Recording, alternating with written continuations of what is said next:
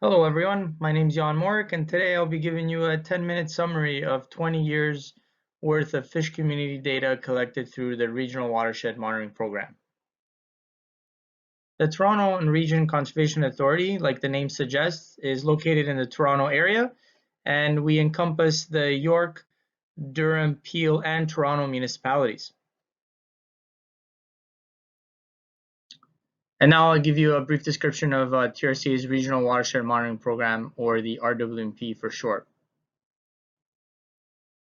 So the RWMP is a long-term monitoring program which began in 2001 and continues today. We currently have 20 years worth of data.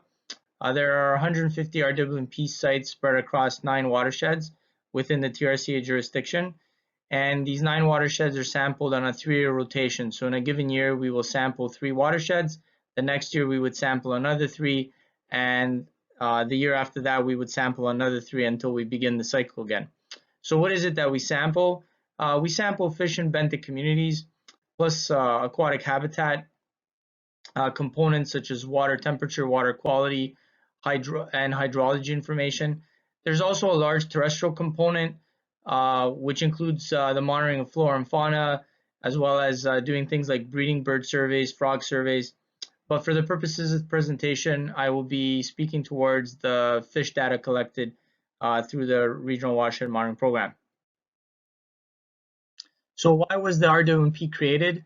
It was created in response to increasing demand for environmental data needed to gauge and report on watershed ecosystem health, its current condition, and its response to various stressors such as climate change.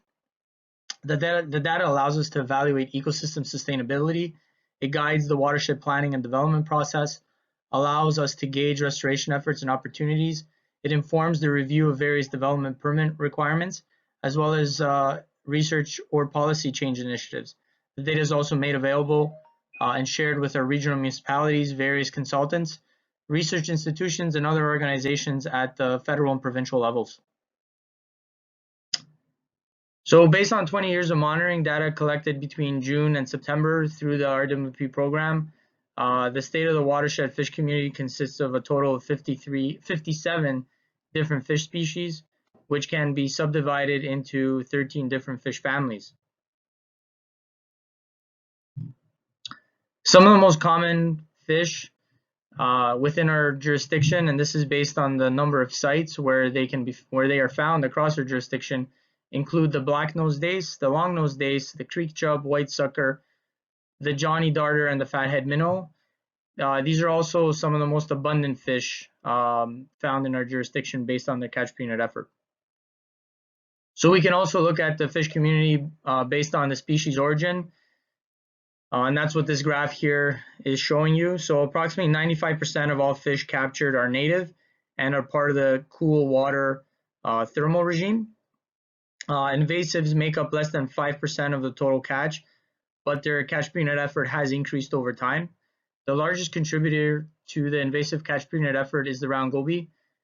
Sea lamprey are probably underrepresented in this data set due to the method of sampling, which is backpack electrofishing, and timing of sampling, which occurs from June 1st to September 15th. So we probably missed a large chunk of sea lamprey that would move through the watersheds in early spring. We do find the round goby. We don't find the round goby everywhere across our jurisdiction. We currently don't find it in the tributaries flowing into Frenchman's Bay, as well as the Petticoat Creek and Rouge River watersheds. In these watersheds, goldfish and the common carp are the main contributors to the invasive catch per unit effort. So ultimately, there's so many stories that could be pulled out from a 20-year data set, and the one I chose to pull out is this brook trout story. There appears to be this decline in the number of sites where we find brook trout across the TRCA jurisdiction, and there's also a decline in the catch per unit effort of brook trout in the Humber River, Rouge River, and Duffin Creek watersheds where we find this species. The location of the RWMP sites has remained the same throughout the sampling periods. Therefore, I'm a little bit unclear if the trout numbers have actually decreased or if they have just relocated to areas where sampling doesn't occur as part of the RWMP. So similar to the brook trout story, across our jurisdiction, we have seen a decrease in the number of sites where we capture white sucker, and that's what this line graph here represents. It shows the number of sites decreasing throughout our 9 watersheds from the period of 2001 to 2020. And then similar to other CAs, we can also report that we see a decrease in their catch per unit effort, and this is found to be true across all 9 watersheds, with the exception of Carruthers Creek. So that's what these line graphs are showing you. It's the catch per unit effort of white sucker, and I'm only showing 6 watersheds in this case because 9 was too much to fit on the screen. But it's evident that you could see the decline in the catch per unit effort. And there also appears to be this boom period in every watershed between 2004 to 2007, and then this is followed by a sudden decrease afterwards. And again, this pattern seems to hold true across all the watersheds, with the exception of Carruthers Creek, where we actually saw an increase in the white sucker catch per unit effort. So unlike the brook trout and the white sucker, there is this green sunfish story, and we have seen an increase in the catch per unit effort of the green sunfish since 2004. Actually, prior to 2004, this fish was not present in our RWP data set, and to this day, we only find the green sunfish in 2 watersheds, which is Etobicoke and Humber, which I find interesting because, you know, Etobicoke and Humber are also close to Mimico Creek. We don't find these in the Mimico, and we certainly don't catch them in the Duffins or the Rouge. So I don't know, I find that interesting. And the line graph here just shows on a jurisdictional scale, combining both watersheds, the increase in their catch per unit effort.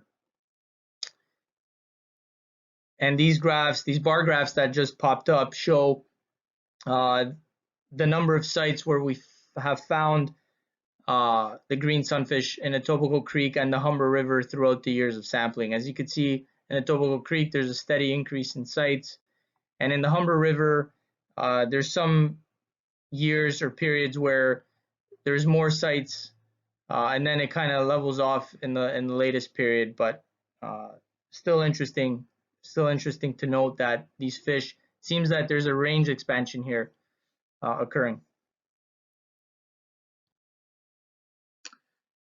So there is also this potentially cool but unfortunate story with the round Gobi.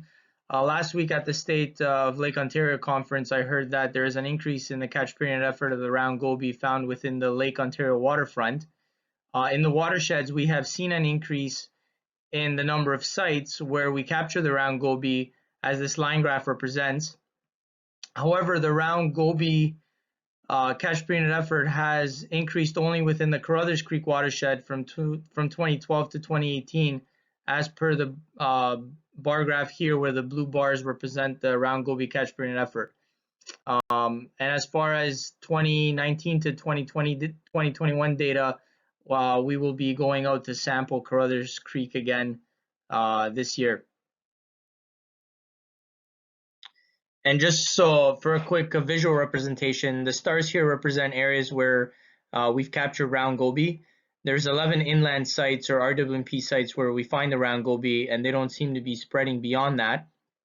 But as you can see by the stars near the waterfront, there's a lot of locations on the Toronto Lake Ontario waterfront where the round Gobi has been captured over the last 20 years. So what's next for the RWP and its data? Well, we're going to continue to monitor. Monitoring is going to continue this year in the Duffins, Carruthers, and Rouge watersheds. The RWP future focus is going to be on monitoring in locations where future land use change is going to occur as per the greater Golden Horseshoe Growth Plan. We're going to continue to mine the data and look at the data in more depth. And the data will continue to inform the watershed planning, restoration, and development review process, and we're going to make the data available on our open data portal for others to look at.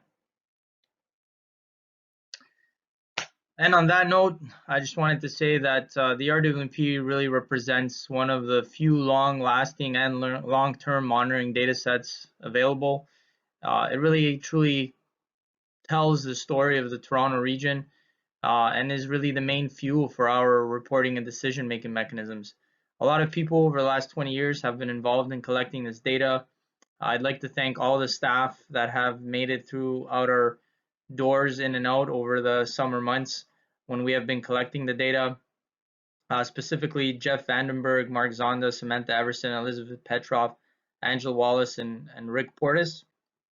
And also Scott Jarvie, who's now retired, but he was one of the founding fathers that began the RWMP, I believe, back in 2001. So I hope you enjoyed the presentation. Thank you for listening.